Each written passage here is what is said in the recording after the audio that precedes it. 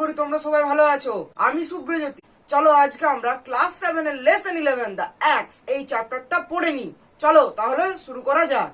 The অ্যাক্স, আর কে নারায়ণ, রাশিপুরম, কৃষ্ণস্বামী লিয়ার নারায়ণ, 1906 থেকে 2001, 1906 সালে জন্মগ্রহণ করেছিলেন এবং 2001 সালে তিনি মারা যান। Was one of the foremost Indian writer in English, ছিলেন ভারতীয় অগ্রগণ্য লেখকদের মধ্যে একজন।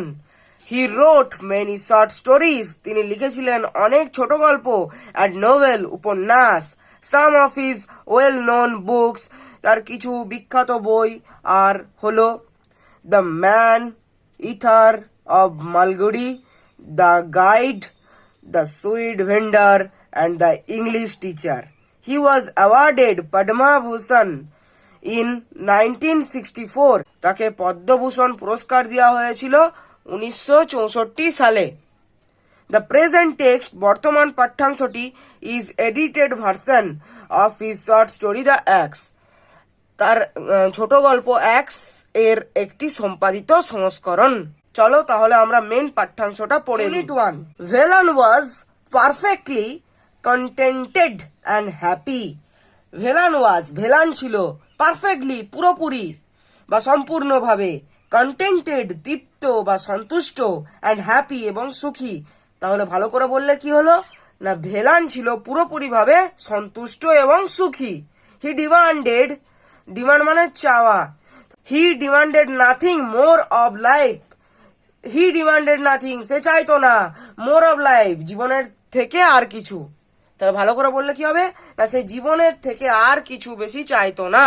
As far as he could see, যতদূর তার ধারণা ছিল, the people in the big house, ওই বড় বাড়ির লোকেরা, টু সিমড, মনে হতো, to be equally at peace with life, তারই মতন জীবনে শান্তিতে রয়েছে। ওয়ান স নো রিজন, কেউই কোনো কারণ খুঁজে পেত না। হোয়াই, কেন, দিস গুড থিংস, এই ভালো জিনিসগুলো, should not go on and on, কখনোই চিরজীবনই চলে না, ফর এভার, চিরকালের জন্য। বাট ডেথ পিপড, পিপড মানে উকি দেওয়া, কিন্তু মৃত্যু উকি দিতে লাগলো অ্যারাউন্ড দ্য কর্নার, কোন থেকে, ওয়ান মিডনাইট, একদিন মধ্যরাত্রিতে, মিডনাইট মানে মধ্যরাত্রি। হি ওয়াজ ওয়াকেন্ড, তাকে জাগানো হয়েছিল, অ্যান্ড টোল্ড, এবং বলা হয়েছিল, দ্যাট যে দ্য মাস্টার ওয়াজ ডেড, তার প্রভু মারা গেছে। What is to happen the garden and to me, ওই বাগানের সঙ্গে কি হবে এবং আমার সঙ্গে বা কি হবে।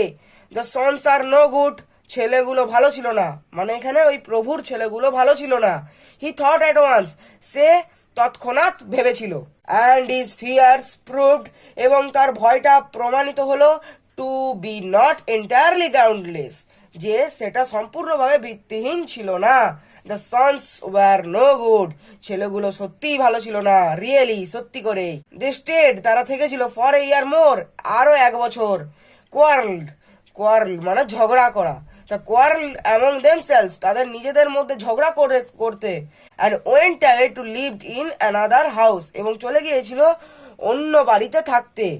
এই ইয়ার লেটার, আরো 1 বছর পর, সাম আদার ফ্যামিলি, কিছু অন্য পরিবার, কেম ইন অ্যাজ টেনেন্টস, এসেছিল ভাড়াটে হিসাবে, টেনেন্টস মানে ভাড়াটে। দ্য মোমেন্ট, ওই মুহূর্তে, দে স ভেলান, তারা ভেলানকে দেখেছিল, দে সেড, এবং তারা বলেছিল, ওল্ড গার্ডেনার, বৃদ্ধ মালি, don't be up to any tricks, কোনো চালাকি করবে না। We know the sort you are, আমরা তোমার মতো লোকেদের ভালোভাবেই চিনি। We will sack you if you don't behave yourself, আমরা তোমাকে তাড়িয়ে দেবো যদি তুমি ঠিক মতো তোমার আচরণ না করতে পারো। Velan found life intolerable, Velan খুঁজে পেয়েছিল তার জীবনটা দুঃসহ হিসাবে।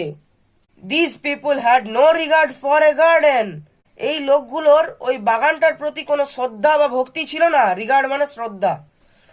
Fortune however soon favoured him, শীঘ্রই ভাগ্য তার সহায় হলো। দ্য টেনেন্টস লেফট, ভাড়াটেরা ছেড়ে গেল, মানে ওই বাড়িটাকে ভাড়াটিয়ারা ছেড়ে দিল।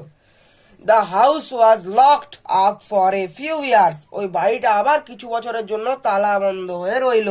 অকেশনালি, মাঝে মাঝেই, ওয়ান অফ দ্য সন্স, ছেলেদের মধ্যে একজন, অফ দ্য লেট ওনার, মৃত মালিকের, কেম রাউন্ড আসতো অ্যান্ড ইন্সপেক্টেড এবং পরিদর্শন করতো দ্য গার্ডেন বাগানটিকে। গ্র্যাজুয়ালি ধীরে ধীরে ইভেন দি সিজড এই আশাটাও বন্ধ হয়ে গিয়েছিল।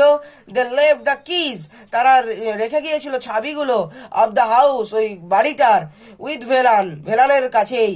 অকেশনালি এ প্রসপেক্টিভ টেনেন্ট মাঝে মাঝেই যথারীতি কোনো ভাড়াটেরা আসতো, কেম ডাউন আসতো, হ্যাড দ্য হাউস ওপেন্ড এবং বাড়িটাকে খুলতে হতো অ্যান্ড ওয়েন্ট অ্যাওয়ে আফটার রিমার্কিং এবং তারা চলে যেত উল্লেখ করতে করতে দ্যাট যে ইট ওয়াজ ইন রুইন্স এটা ধ্বংসাবশেষে পরিণত হয়েছে।